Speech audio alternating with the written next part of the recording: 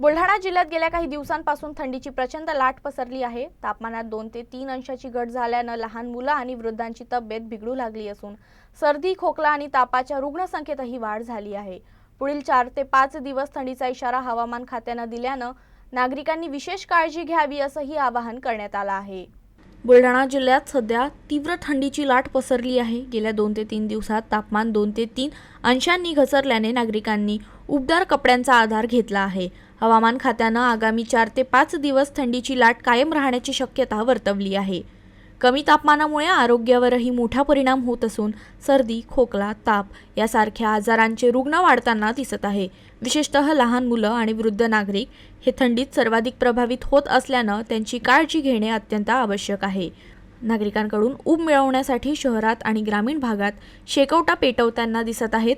जिल्ह्यात स्वेटर आणि उबदार कपड्यांच्या दुकानांमध्येही नागरिकांची गर्दी वाढली आहे। संपूर्ण जिल्ह्यात सध्या थंडीची चादर पसरल्याचे चित्र पाहायला मिळत आहे। सध्याची जी तापमान कक्षा आहे 12 ते 13 अंश सेल्सिअस पर्यंत किमान तापमान राहते आहे, त्याची नोंद होते आहे। तर असंच तापमान येत्या 4 ते 5 दिवसात जिल्ह्यात राहणार आहे। तर अशी थंडीची लाट नाही म्हणता येणार, पण त्यासारखीच परिस्थिती जिल्ह्यामध्ये काही ठिकाणी आढळून येत आहे। तर अशा परिस्थितीमध्ये शेतकऱ्यांनी त्यांच्या शेतामध्ये उभ्या असलेल्या पिकांना ओलीत करताना शक्यतो संध्याकाळच्या वेळी करावे। तसेच भाजीपाला पिकांना, फळबागांना सुद्धा ओलीत हे संध्याकाळच्या वेळेस करावे, जेणेकरून थंडीपासून पिकांना इजा होणार नाही।